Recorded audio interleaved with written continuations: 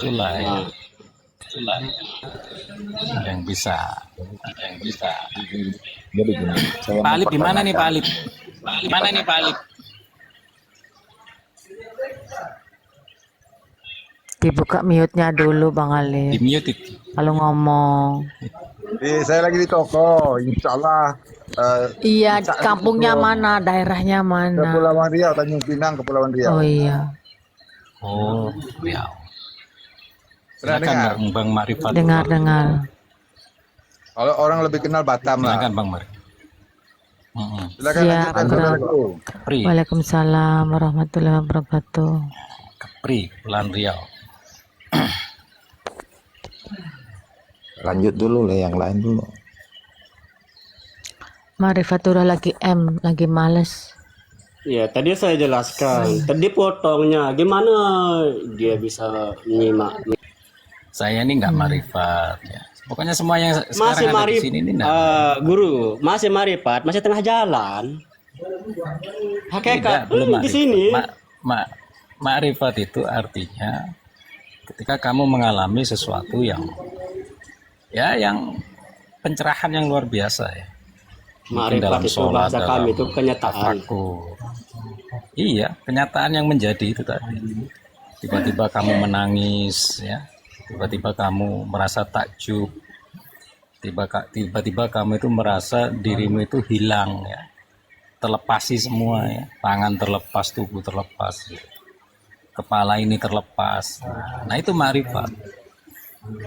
Makanya ma'rifat itu bukan narasi. Bentar, Ya, ini teorinya aja. Kita bercerita ma'rifat. Bukan berma'rifat. Karena masih, Berma'rifat bukankah itu- masih gini, guru, masih katanya kan. Ya katanya, tapi kalau orang bercerita kan lain. Nah, dia mengalami diceritakan kan lain. Makanya istilahnya seperti mendapatkan hidayah itu ma'rifat. Ya. Orang tiba-tiba berubah 360 derajat. Nah, itu ma'rifat. Ya. Besoknya dia terjadi semangat ya. Semangat akhirnya pokoknya semangat ya, bekerja semangat ya, bertemu orang semangat ya. Komunikasi dengan orang semangat. Nah, itu hasil dari makrifat. Nah, kalau kita di sini kan bercerita ya. Bercerita teori makrifat, teori hakikat ya. Secantik apapun, seindah apapun ceritanya, teorinya ya masih teori. Ketika kamu belum mengalami apa yang dinamakan makrifat ya belum bisa dinamakan bermakrifat. Makanya makrifat itu dialami.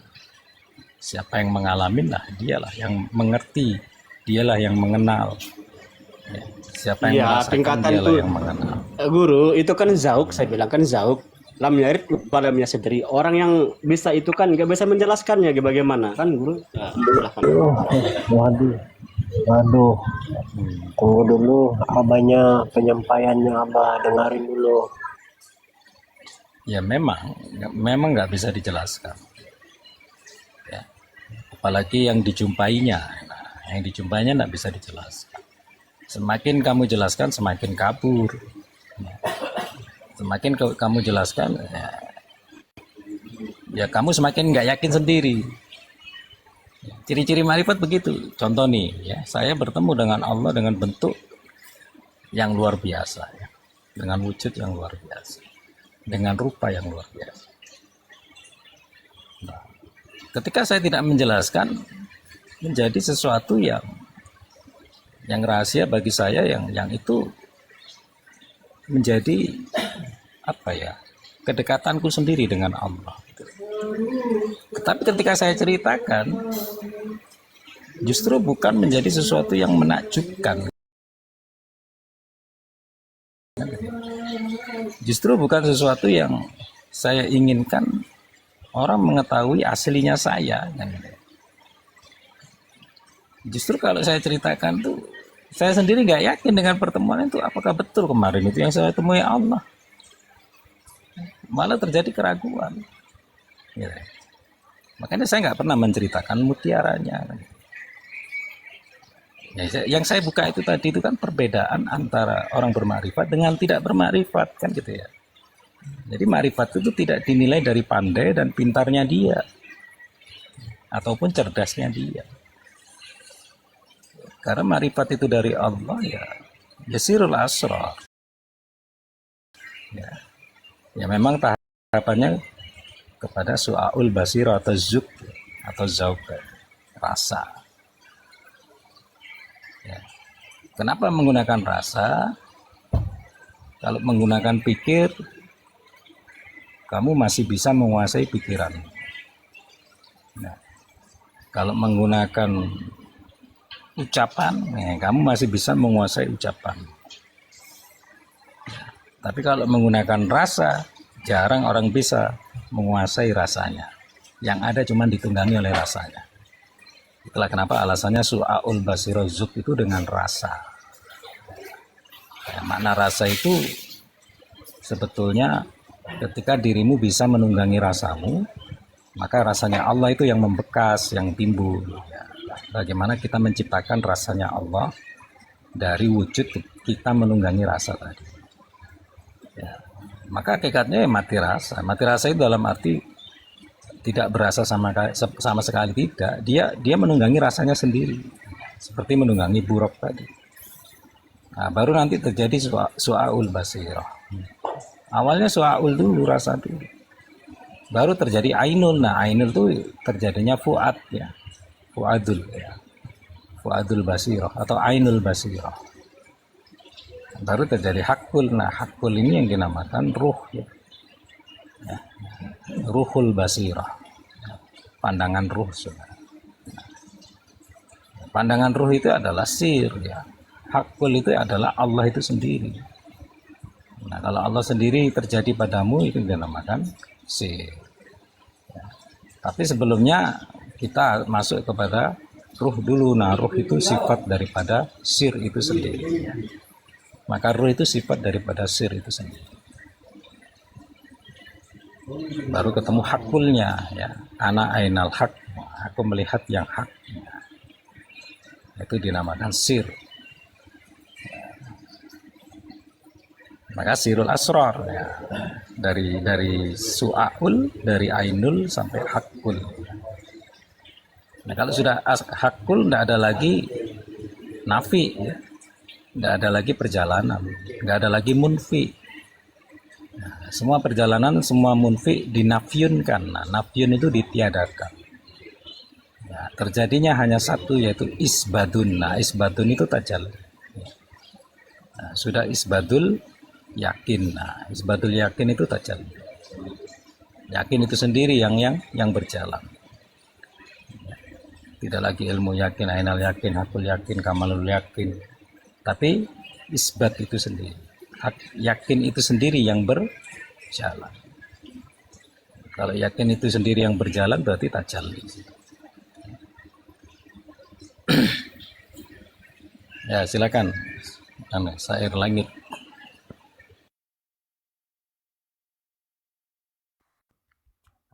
Oke, lanjut Bang Raden. Apa yang mau dipertanyakan juga? Saya nggak bisa ini. Sekiranya jelasin. insya Allah sudah paham. Paham apanya, Bang?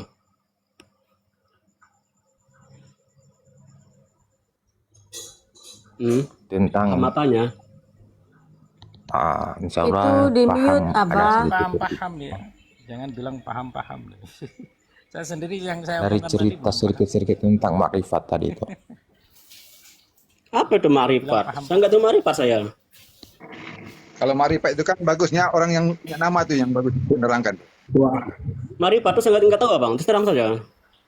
Waduh. Di samping Bang Raden kan ada marifat tuh. Bagus Apa dia itu nerangkan. makrifat? Coba jelaskan dulu. Oke, sebelum saya mau jelaskan tentang makrifatul lain, saya mau nanya dulu supaya kita cerita-cerita dalam hal ini kita sepaham lah. Di situ Nanti mokok waktunya vakum. habis, kamu nanya terus. Ya kamulah narasi. Nggak usah nanya kayak abah lahnya itu langsung narasi. Coba narasimu Dia mana? langsung aja, paham tidak paham itu kehendak Allah semuanya. Nggak usah Tiadalah aku nanya. berilmu, ini hanya Allah.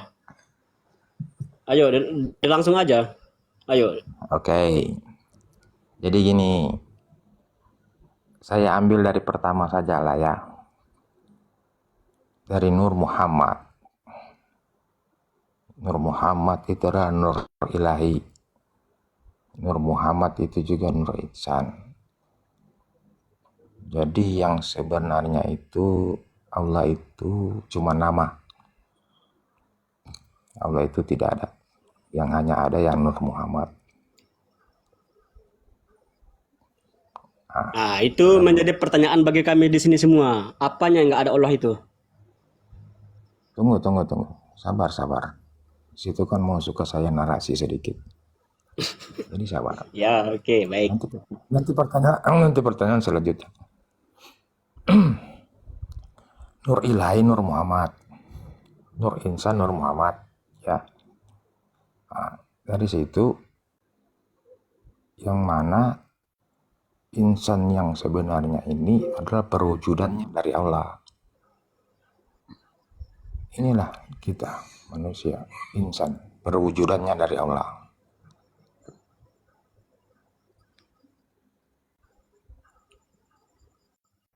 Sudah habis kah? Tunggu belum. Belum. Ya, berwujud tunggu. Ini masalahnya kalau saya mau jelaskan lebih menjauh lagi, enggak paham lagi. Ya, saya sabar, insya Allah. Karena di Terus situ aja. kan tadi, karena situ kan mengaku tadi masih belajar, masih mau sharing. Makanya itu saya tahan Ya, dulu. saya bilang, apakah sudah habis? Karena abang diam. Oh, enggak. Ya, dilanjut aja. Saya sabar kok. Jadi begini, Bunda Nevi juga sudah paham. Jadi saya ini malas kasih narasi. Kenapa malas? Karena apa? Kemungkinan besar yang ada duduk di Kongres ini, minta maaf yang pakai baju kuning, di luar dia belum sepaham lah, masih jauh. Tapi yang pakai kaos kuning ini kalau saya baca ini oke lah, mantap. Narasinya itu tentang Allah.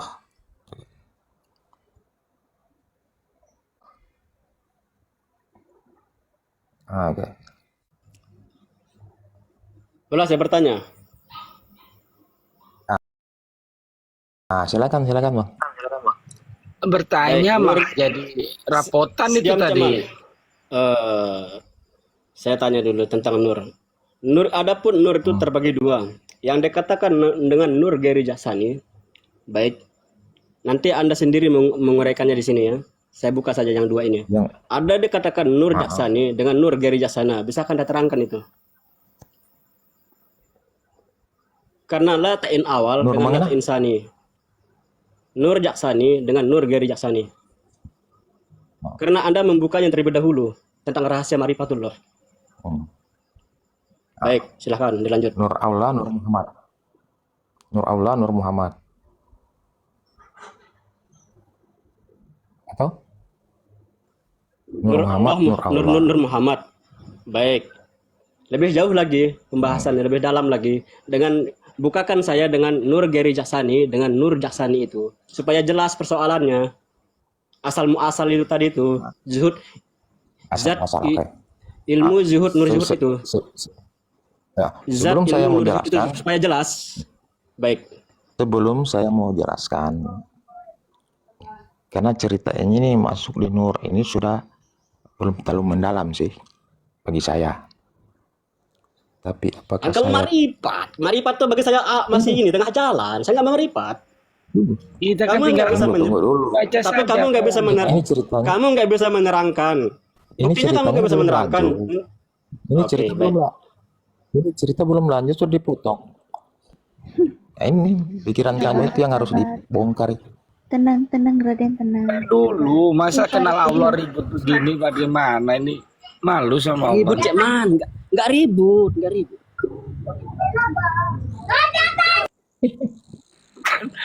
Ribut kemana?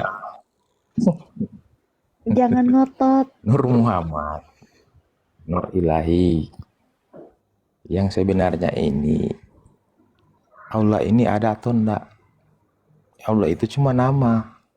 Ini sudah balik-balik tadi kita jelaskan ini, tapi nggak ngerti-ngerti. Nur Muhammad, Nur Ilahi, ya, Nur Insan, Nur Muhammad. Oke. Nah, jadi di situ dikatakan mana yang Nur Ilahi, mana Nur Muhammad, mana Nur Insan. Jadi istilahnya begini, 3 dalam 1. Jadi maaf, ini saya cerita ini ada sedikit apa karena sedikit ngantuk. Jadi saya paksakan diri saya. Nah, jadi diri kita yang sebenarnya ini adalah Dia, adalah Allah. Sudahlah kita terlalu jauh baca cerita Nur. Diri kita sajalah. Inilah perwujudannya Allah diri kita ini. Nur itu cuma masuk di sifat. Nur Muhammad. Itu cuma masuk di sifat. Oke. Jadi dirinya kita ini adalah sebenarnya Dia insan. Jadi dalam kesimpulan saya hanya 2. Ruh Baik. dan Pertanyaan kita, bukankah Tuhan itu nggak berjisim? Ya kan?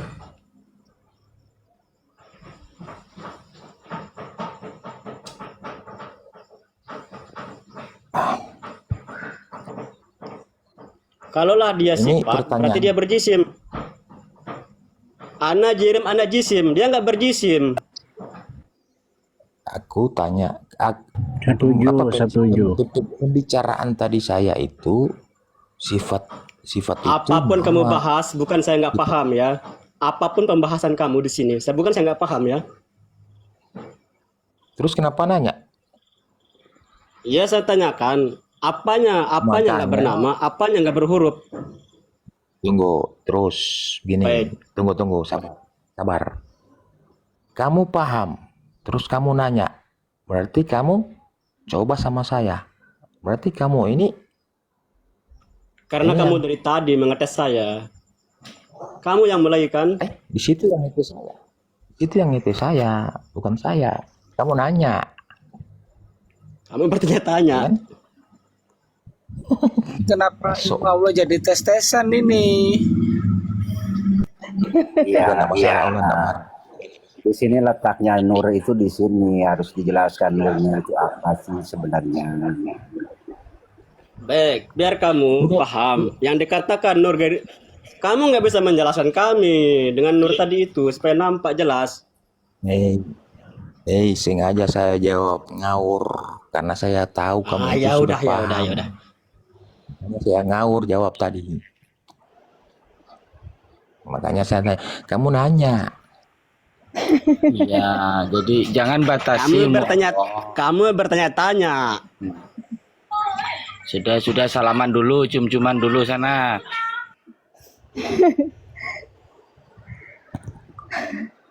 Lucu.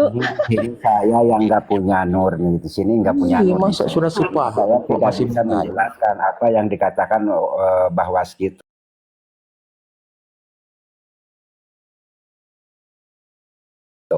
bahwa itu udah kelihatan nurnya ada gitu. Karena bisa menerangkan di situ itu nur kehidupan ada gitu. Ya lanjut. Ya silakan apa? Kita itulah jangan bawa pakaian kalau dikasih pakaian terima, kalau nggak suka pakaiannya kasih orang yang butuh, kan begitu. Iya. Ya, silakan apa? Ada Nur Raden. Muhammad itu bukan teori ya. Nur Muhammad Ya itu sayang apa? Kamu kangen ya? Nur Nur Muhammad itu ya dua ya, wujud dan yang tidak wujud. Nah, karena pembahasan Nur Muhammad, zat ilmu nur zuhud tadi itu maksudnya kepada hadadiyah, Raden diam dulu, penyataan diri itu zat Abah kepada mau insan. bicara. Iya kan saya terangkan dulu. Nah, Bantah. gimana Gus? Karena Awas pertanyaan jebak bang. zuhud kepada nggak ada pertanyaan Abang. Kamu sudah paham? Karena zuhud ilmu nur zuhud itu kenyataan kepada sifat itu kepada insan. Ya benar sudah itu. Sabar Raden. Nurnya disimpan dulu biar nggak jadi nar Raden. Simpan dulu. Jadikan benar-benar nur. Jangan sampai jadi nur dikira nar. Nar dikira nur. Itu murnikan dulu Raden. Jangan sampai terbalik. Lanjut bang.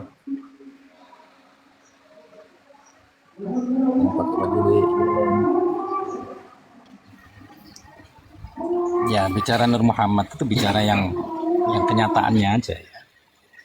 Jangan bicara yang tinggi-tinggi yang artinya kamu sendiri belum pernah ke sana, yang belum pernah menjangkaunya.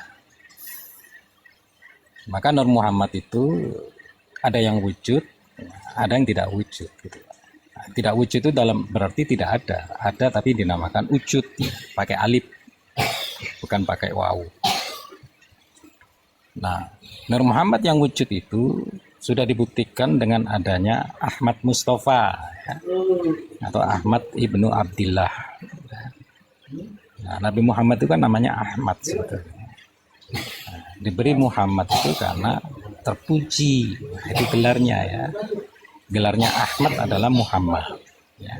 Gelarnya Muhammad adalah Sallallahu alaihi wasallam, terhubung kepada Allah ya. Alaihi keluarga, menjadi keluarga wassalam, dan sebagai pemberi salam, penutup salam. Makanya ketika kita menyatakan Nur Muhammad itu wujud, sudah dibuktikan oleh Allah dengan hadirnya Ahmad Mustafa. Mustafa itu Ahmad yang dipilih. Illahu Mustafa. Ketika Allah memilih. Nah, di sini makanya dinamakan wujud kemuhammadan ya, seperti ya, kurang lebih itu seperti Ahmad Mustafa. Di sini makanya dirimu jadilah diri yang kemuhammadan. Caranya bagaimana ya? Caranya ya tauladani sifat ya, sidik, amanah, tablik, fatonah tadi. Artinya terpujinya kembali kepadamu gitu ya. Nah, dinamakan nur itu tidak pernah mati ya. Dinamakan nur itu tidak pernah wafat. Dinamakan nur itu abadi ya. Jadi Nur Muhammad ya, nurnya Muhammad yang abadi menjadi kepada seluruh para pengikutnya ya. Sebetulnya Muhammad itu tidak punya umat ya. Tidak ada umatnya Muhammad. Umatnya Muhammad cuma 4. Yang diakui sebagai umat Muhammad itu cuma 4 ya, yaitu yang disebut sahabat ya. Dan Nabi Muhammad tidak pernah mengutuskan beliau adalah seorang guru, seorang mursyid ya, seorang nabi ya. Yang mengutuskan dia seorang nabi itu adalah wahyu ya. Wahyu itu sendiri yang menyatakan beliau adalah nabi. Nah, di sini makanya kenapa Rasulullah tidak punya umat? Ya, karena dia berada pada umat. Ya, hidup pada diri kalian semua. Nah, itu yang dinamakan Nur Muhammad wujud. Dan kamu harus menyadari itu. Ya, menyadari kewujudannya di dalam diri. Itulah hakikat Muhammadiyah. Hakikat Muhammadiyah, diri yang kemuhammadan tadi. Nah, sekarang yang wujud. Nah, wujud itu ada nur juga. Nur yang terjadi sebelum Nabi dan sesudah Nabi, tapi yang menjadi sesuatu yang belum kamu pernah kenali dan belum kamu pernah istilahnya melihat ya, belum pernah kamu lihat dan belum pernah kamu kenal. Itu siapa? Leluhur, ya. Ya, seperti Adam, Ibrahim, ya, Musa, Isa. Dan juga setelah periode Muhammad, ya, yang menjadi leluhurmu yang pernah mi'raj. Kamu itu jangan salah ya, punya leluhur-leluhur yang sudah sampai. Nggak tahu itu kakekmu, buyutmu ya, atau canggahmu, itu sudah pernah mi'raj. Nah, dia punya nur. Ya, tapi tidak wujud ya. Dan tidak bisa kamu tadi hakikat Muhammadiyahnya di dalam dirimu tidak bisa kamu nyatakan. Tapi kamu merasakan kedekatannya. Kalau untuk Nur Muhammad yang ini kamu merasakan kedekatannya dan kamu merasa diawasinya. Selalu bersamanya. Ini Nur Muhammad yang nyata ya. Dua ini ya, tentang Nur Muhammad wujud dan tidak wujud ini nyata ya. Nggak usah kita mengenal Nur Muhammad yang begini, yang begitu. Yang nyata itu aja dinyatakan. Ya.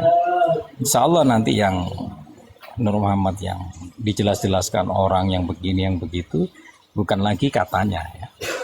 Tapi sesuatu yang kamu alami. Bukan lagi katanya. Kamu sendiri akan mengalami ya. Yang Nur Muhammad di Muntaha, di Mustawa, itu kamu nanti akan mengalami. Yang Nur Muhammad sudah tajalli ya, kamu akan mengalami semua. Kembali kepada Nur Muhammad asal ya. Kita kembali kepada Nur Muhammad diri aja. Nah, Nur Muhammad diri ini yang perlu kalian kenali. Setelah 300 meter, terus lurus ke Jalan Re Marta Dinata Bandar Agung. Muhammad itu di sini. Tentang makrifat ya, apapun ya, tentang hakikat apapun yang disampaikan itu semua teori.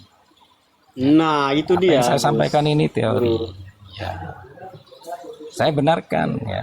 Terus lurus ke Jalan Re Anda Marta menyatakan yang Dinata disampaikan bahwa Bandar kita Agung. itu teori. Iya, benar teori. Karena saya punya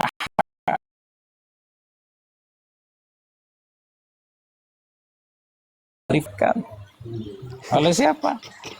Ya oleh Nur Muhammad tadi. Ya, oleh Nur Muhammad tadi.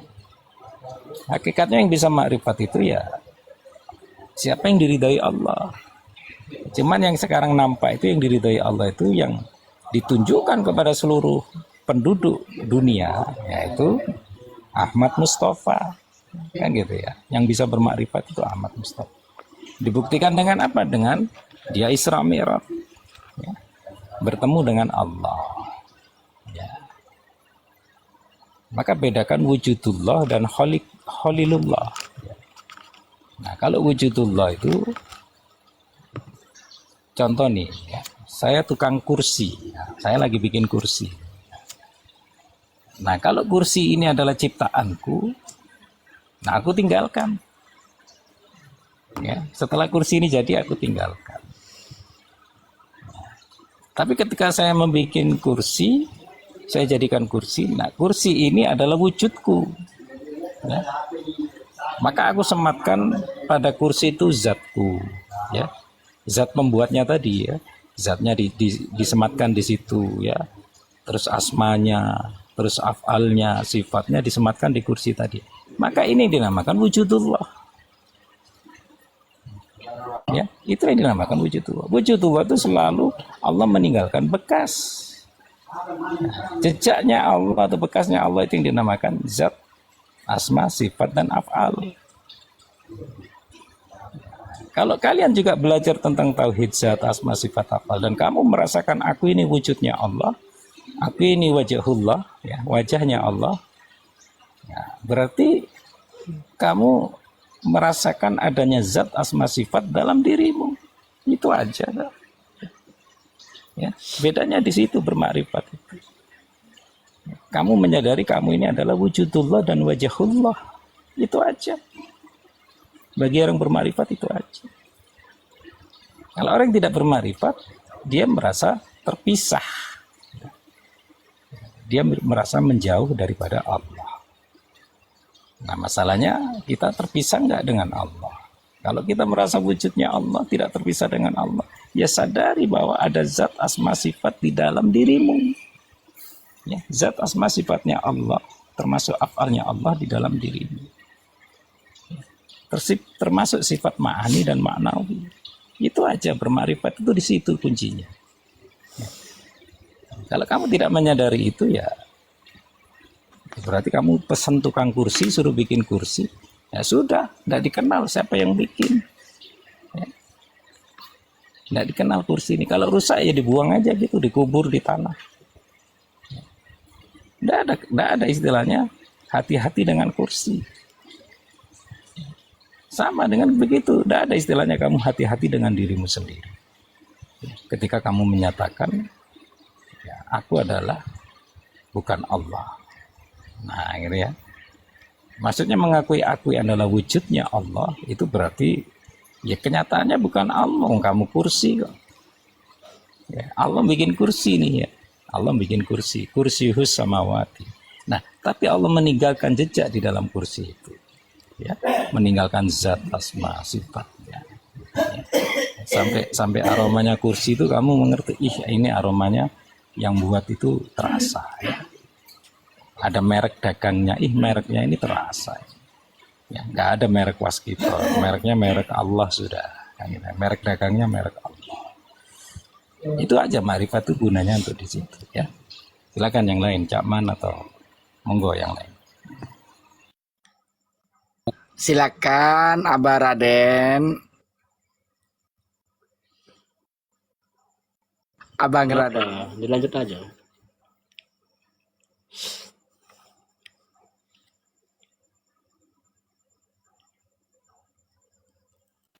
Naik Kanda Resmi. Bernarasi saja Bang Raden. Kangen sama Baik, Kanda yang dibuka tadi beliau itu masih kulit. Ana Ahmad tanpa min, ana rab tanpa huruf in. Nggak ada itu mas, masih pada dalam pelajaran. Yang kita bahas ini kenyataan pada diri kita itu sendiri. Inilah yang dikatakan bisa nurihi bi ayatina, sudah nampak dan nyata dan jelas sekali. Allah itu nyata kepada kita itu. Bang Tengil pinjam kursinya ya, biar Mbak Rismi naik. Boleh ya. Yo. Biar sinergi gitu. Kenapa diusir? Kenapa diusir? Enggak ganti ya. Pinjam. Iya. Dari bantuan Pinjam guru. kursi. Lanjut Abang Raden.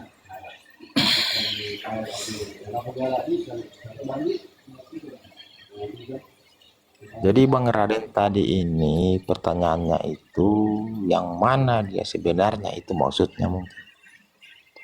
Tadi kan saya sudah jelaskan. Iya. Aku Baik. bahwa akulah. Karena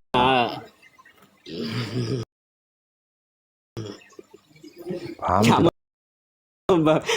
kamu bertanya, kamu sudah bermarifat. Naiklah Bang Rismi. Iya, ini Ya, Raden lanjut. Marifat ini seperti sepasang ya. Kalau ketemu itu bermesraan terus ya. Yang Sama, di dikatakan sini juga anak hujan. Ahmad, dia akan membahas tentang lata insani yaitu Nur. Nah, di situ dia terganti subadil atau terganti pada namanya. Dia nggak bernama lagi Muhammad Nur. Ngerti nggak? Ngerti, lanjut Abang Raden. Nah, baik, saya jelaskan ya, terangkan sedikit. Manusia itu adalah rahasiaku. Sebagai rahasia itu aku, maka hakikatnya di situ nggak ada lagi pembahasan, nggak nyampe. Waalaikumsalam, siapa nih? Salam, Alif pula ini. Alip. Lanjut Abang Raden. Oleh karena itu tidaklah dikenal wujud rupa wajahnya Tuhan itu. Karena kamu itu nggak ada, bagaimana kamu bisa melambangkannya? Karena ana jirim ana jisim. Nah, udah tamat saya. Yang lain. Astagfirullah. Sajit. Ya, silakan lanjut.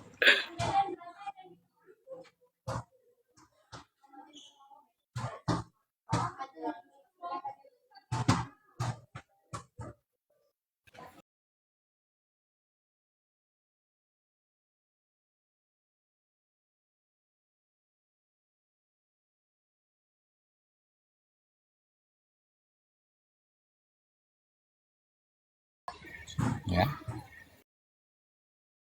Orang bertauhid kepada Allah itu tidak bisa. Orang itu bertauhid harus kepada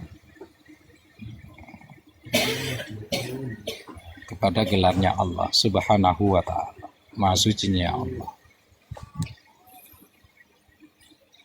Itulah makanya diadakan dhamir itu bukan menghilangkan Allah, tapi ada keterbatasan, ya. Ada keterbatasan untuk kamu mendekati Allah itu sendiri. Jangan dalam-dalam, sudah itu. Udah tamat. Udah. Dengar dulu Raden, ampun. Maka dhamir tentang ana, ya, huwa, anta, 3 dhamir itu ya diberlakukan untuk siapa? Untuk Allah, nggak ada untuk dirimu. Innani, sesungguhnya aku, ya. Ana Allah, aku dan Allah. Baru ditegas di situ, la ilaha illa ana, tidak ada Tuhan selain aku. Fa'budni. Keadaan adanya aku dan Allah itu dalam kondisi ibadah. Ya. Aku dan Allah itu dalam kondisi ibadah. Aqimis sholat li zikri, tegakkan keterhubunganmu dengan sadar, bukan lagi kesadaran. Kamu sholat menggunakan kesadaran, masih dengan pikiran. Perintahnya aqimis sholat li zikri. Ya, zikri itu dengan sadar, bukan kesadaran. Tapi sebelum kamu sadar, kamu harus mengenal siapa aku. Yang dinamakan sesungguhnya aku tadi. Ya. Ini sebetulnya ayat tahu ana Allah la ilaha illa ana fa'budhu. Wallahu alladzi la ilaha illa huwa. Itu kalimat tauhid. Syahidallahu annahu la ilaha illa huwa. Anta budallahu ka'annahu taro. Anta budallah. La ilaha illa anta subhanaka inni kuntu minadh dhalimin. Ya. Jadi Nabi Yunus itu menunjuk Allah itu dengan sebutan anta. La ilaha illa anta. Seolah-olah di depannya, dekat sekali. Tidak lagi menyebut huwa yang jauh. Ya. Jadi la ilaha illa anta, tidak ada Tuhan selain engkau ya Allah. Subhanaka, maha suci engkau. Ya. Inni kuntum minadh dhalimin. Sesungguhnya aku ini dhalim ya Allah. Kalau sudah menyatakan dhalim itu ya dhaif, lemah. Kalau sudah menyatakan lemah itu yang dinamakan la haula wala quwata illa. Tidak ada kekuatan, tidak ada daya, tidak ada upaya.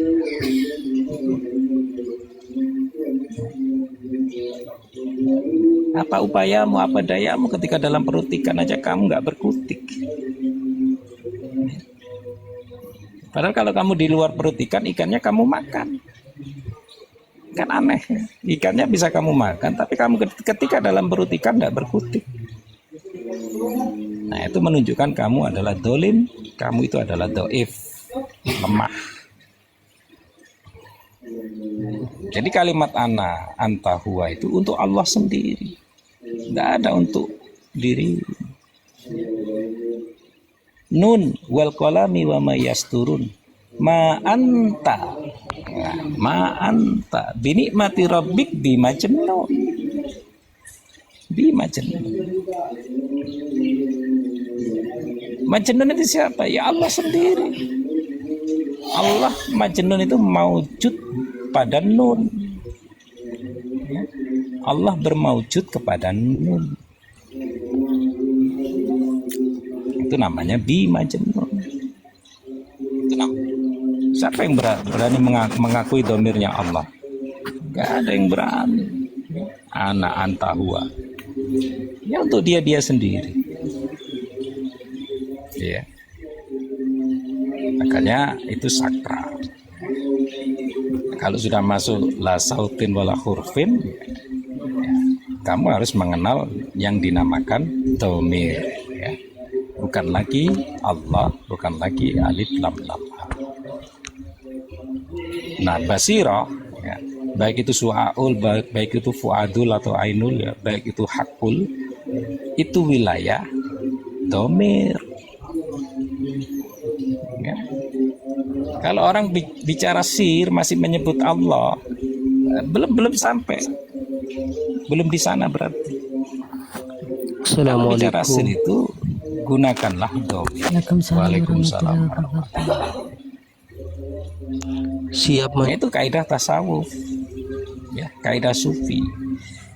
Ya, kalau sudah membahas sir, membahas ma'rifat, jangan pakai kata-kata Allah. Penghormatan tertinggi daripada kamu melakukan tentang pengganti tadi itu, ya, kamu sudah duduk kepada la sautin wala hurfin. Ya, tidak berhuruf dan tidak bersuara, tidak berwarna, tidak berbau, tidak berasa. Nah, itulah dia, kan? Kemutlakan, air mutlak, air suci yang bisa mensucikan. Air suci yang bisa mensucikan. Mensucikan siapa? Mensucikan dirimu. Dirimu itu disucikan oleh Allah, karena yang maha suci cuma Allah. Nggak ada yang suci kecuali Allah. Apa Nabi Muhammad mensucikan dirimu? Nggak bisa. Ya, kalau Nabi Muhammad bisa mensucikan dirimu, tentunya pamannya sendiri disucikan oleh Rasul, tapi ditegur oleh Allah.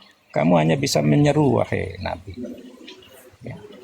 Kamu tidak bisa mensucikan dia. Kamu tidak bisa memberi hidayah ke dia kecuali aku, kata Allah. Nah, itu harus kalian sadari. Kalian harus renungi. Kalau sudah tahu yang suci itu Allah, jangan merasa sok suci pergi ke masjid, yang ambil sop di depan sendiri, sok jadi imam. Aku ini paling suci dari kalian semua. Nah, ini nggak boleh. Justru orang sholat itu harus merasa dirinya kotor, nggak bisa merasa suci. Makanya wilayah kesucian Allah itu tidak pada jasmani. Kita di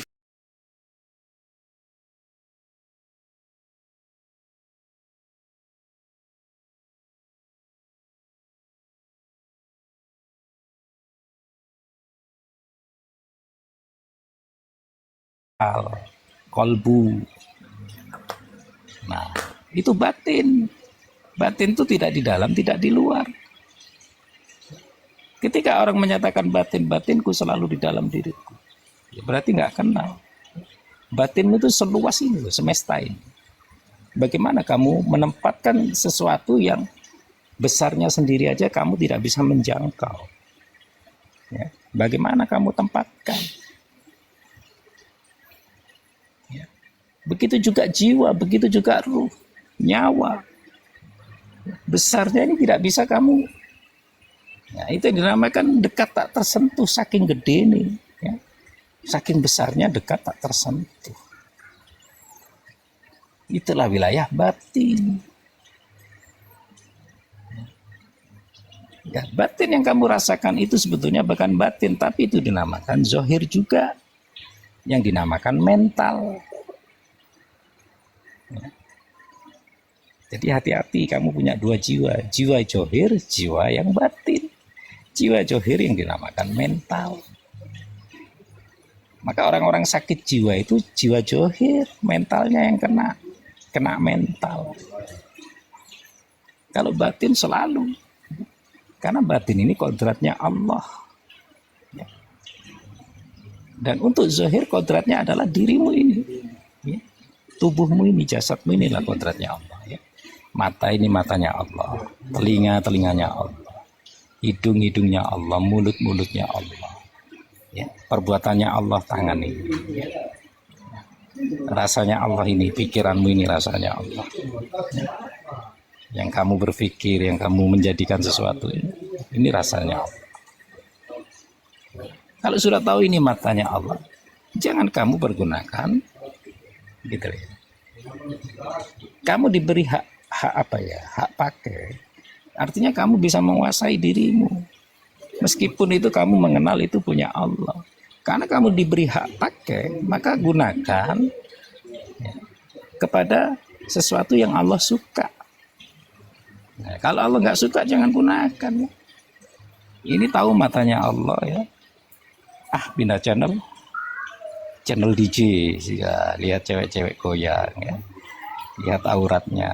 Nah, ini kan kamu sengaja menggunakan matanya Allah untuk melihat itu, karena kamu punya hak pakai. Siapa yang menanggung dosa? Yang menanggung dosa yang menggunakan hak pakainya, kan gitu. Bukan matamu yang berdosa. Ya. Jangan pernah menyalahkan mata. Apalagi kamu sudah diberi paham, diberi mengerti bahwa ini adalah matanya Allah. Yeah.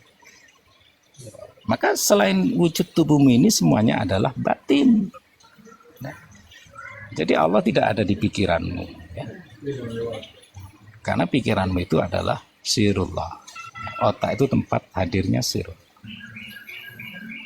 Ya. Karena perbuatan ini, kakimu bergerak, ya, tanganmu bergerak. Ini juga langkahnya Allah. Ya. Tapi kamu diberi hak pakai. Nah, makanya ada batin. Coba kamu sinergi dengan batin aja. Ya. Jangan sinergi dengan indera. Nah, indera ini bahaya kan. Mata, telinga. Kalau kamu kuasai sendiri, ya, pikiran kamu kuasai sendiri, nah, akhirnya menjadi dosa. Karena nggak selaras dengan batin ya. Ini batin ini ya. Nah, ini antara ini batin. Kamu harus selaras dengan ini yang antara ini batin. Yang semua saya sebut tadi. Ya. Mau ruh, mau jiwa, mau nyawa, mau nafas, mau akal, mau kolbu. Semuanya adalah urusan batin. Nah, bagaimana kamu mengenali batinmu? Kodratmu itu. Mengenal diri itu diri batin, kodrat batin. Jelas Allah menyebut wujudmu itu kejadian sempurna, wa idza sawaituha. Dan ketika aku jadikan dirimu sempurna. Sempurnanya apa semuanya? Karena tempat Allah melihat, tempat Allah mendengar, tempat Allah berbicara, tempat Allah berbuat. Berkehendak, tangan ini berkehendak. Tempat Allah iradat, kakimu berkeinginan jalan. Maka jangan kamu kuasai oleh mental blockmu atau jiwa palsumu. Ketika kamu dikuasai oleh jiwa palsumu, hakikatnya kamu menyingkirkan Allah itu sendiri. Nah, ini disebut orang-orang yang lalai. Fawailul lil musallin, celakalah orang-orang yang lalai dalam keterhubungan. Ya itu sudah otomatis nggak sholat. Orang kalau sudah lalai kepada Allah itu nggak sholat. Meskipun dia jungkir balik melakukan sholat, tapi masih dalam kondisi lalai, ya tidak bisa dinamakan sholat. Sholat itu kan terhubung, ya, nggak lalai, nggak hilaf, nggak putus koneksi dengan Allah. Ya, lanjut Jaman. Oke, terima kasih ya Pak. Silakan Bang Raden mau bernarasi, puas-puasin atau saya ya. Iya, jadi untuk sampai ya makna itu tadi butuh perjalanan Bang Raden. Silakan Bang Raden. Apa Bang Raden mungkin pun. Dilanjut aja teman. Lanjut dulu ya. Jadi begitu. Yang disampaikan Abah adalah kita mengajak tentang mengenal diri dulu. Diri kalau hanya pengenalan sebatas jasmani, banyak keterbatasan. Kita tidur jadi lupa diri, nggak sadar. Bagaimana agar tidur itu tetap sadar, tidak lupa diri? Maka kenalilah diri yang terdiri. Maka ketika orang tidur itu masih ada aktivitas. Misal contoh, akal masih bekerja, hati masih bekerja, kan? Ruh masih bekerja, jiwa pun masih bisa dikenal ketika orang tidur. Tapi jasmaninya ketika tidur itu dia nggak sadar kalau itu semua ada. Maka pengenalan diri yang sebenarnya diri itu pada tahap pertengahan disebut diri terdiri, yaitu mengenal akal. Ternyata di jasmani ini kita bisa beraktivitas sebab punya akal. Akal inilah yang hidup di dalam jasmani. Kalau nggak ada akal, orang nggak bisa bekerja, nggak bisa makan, nggak bisa beraktivitas. Karena yang mengendalikan jasmani ini yang paling dasar akal. Itu dulu dikenali. Nah ternyata dikaji lagi. Banyak orang di rumah sakit jiwa akalnya nggak sehat tapi hidup Cak Man. Berarti akal ini ada yang mengendalikan lagi. Siapa yang mengendalikan akal? Orang di rumah sakit jiwa itu kalau ditabuk dia terasa sakit juga. Maka apa yang menjadikannya dia sakit itu tadi yang dikenal dengan nama rasa adanya di hati. Ternyata kalau di psikologi orang sakit jiwa itu meskipun akalnya nggak sehat, nggak nalar, tapi hatinya itu masih bisa diajak dialog. Maka ada pengobatan-pengobatan alternatif untuk orang yang sakit akal tadi, yang waras tadi. Artinya ada unsur di dalam diri yang disebut dengan hati tadi. Dalam hati itulah orang bisa merasakan ini itu, berpacaran dan sebagainya ya. Aktivitas dari hati itu kemudian dikenal dengan nama jiwa tadi. Orang sudah meninggal, jiwanya masih dikenal. Di dalam jiwa orang yang meninggal itu bisa diketahui orang itu dulu pintar atau enggak, akalnya, orang itu baik atau buruk, hatinya. Maka di dalam jiwa itu ada akal, ada hati, juga ada jasadnya dulu. Cuma nggak dipakai jasadnya. Maka ketemu ya, yang hidup itu sebenarnya jiwa itu tadi. Orangnya meskipun jasadnya nggak ada, dia tetap hidup. Contohnya para pendahulu kita, para leluhur kita, orang-orang yang sudah meninggal, kita tetap mengenal. Dia tetap hidup. Dia masih bisa memberi nasihat bahkan kan dari perjalanan beliau. Ya, ternyata ini masih hidup. Dan yang sudah meninggal tapi masih hidup ini yang hidup itu di dalam diri itu ini, yang kita jaga, yang kita didik itu ini, yang disebut dengan jiwa. Maka jiwa ini kalau tetap kita kenal, jiwa yang orang yang masih hidup ini, ketika mengenal berarti kan bisa menalar dia, kan dikembalikan kepada yang hidup ini sendiri. Apa sebenarnya yang hidup di dalam jiwa itu sendiri? Kita bisa menalar apa yang hidup di dalam jiwa itu sendiri adalah kita mengenal melalui bagaimana kita hidup. Ada yang mengatakan orang hidup itu dikenal dengan nafasnya. Maka orang kalau bernafas dikatakan dia hidup. Oke, dari nafas itu apa yang terjadi? Kita lihat bayi. Bayi itu ketika bernapas dia bergerak. Lah gerak pada bayi ini yang disebut dengan jiwa. Maka dia disebut jiwa. Kalau ada bayi lahir tambah jiwa namanya. Berarti itu satu kesatuan, nafas, nyawa, jiwa, satu kesatuan. Itu ada di dalam diri. Dan jiwa ini ketika orang meninggal masih dikenal, ini apa namanya? Jiwa yang masih dikenal inilah yang disebut dengan ruh tadi. Jiwa orang yang sudah meninggal tapi tetap dikenal itu namanya ruh. Sedangkan jiwa itu sendiri yang dikenal adalah semasa hidupnya tadi, perjalanannya tadi. Itu jiwa. Tapi ketika sudah meninggal, jiwa ini masih hidup, itu yang disebut dengan ruh. Nah itu juga ada di dalam diri manusia yang masih yang sekarang masih belum meninggal ini. Itu sama. Maka kehidupan ini hanya menceritakan tentang hidup itu sendiri, tentang ruh itu sendiri. Hakikatnya sama, hanya saja beda wadah, beda cerita, beda lakon, beda versi. Nah kalau sudah paham ruh itu tadi, yang hidup itu tadi, itu kalau tetap dipegang itu yang disebut dengan daim.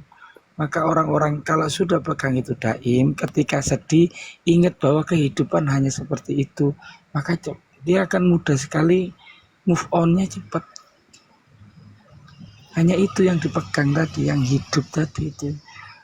tanpa ada kemelekatan. Bagaimana cara melepas kemelekatan? Ya kita sadari bahwa segala sesuatu itu ada masanya, ada expirednya, ada batasnya. Nah, batasan-batasan itu tadi yang memberi kekuatan kepada yang hidup tadi.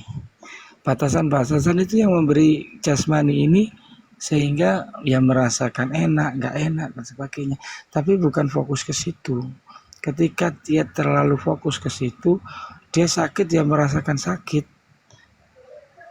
Agar sakit tidak merasakan sakit, fokusnya tadi kembali kepada yang hidup saja. Artinya dia hanya menjalani, ya udah sakit dijalani aja, pasti nanti kalau sudah waktunya sembuh-sembuh. Itu proses terus berjalan sampai kepada makna daim terus. Dia fokusnya kepada yang hidup saja. Sudah tidak usah memikirkan yang macam-macam.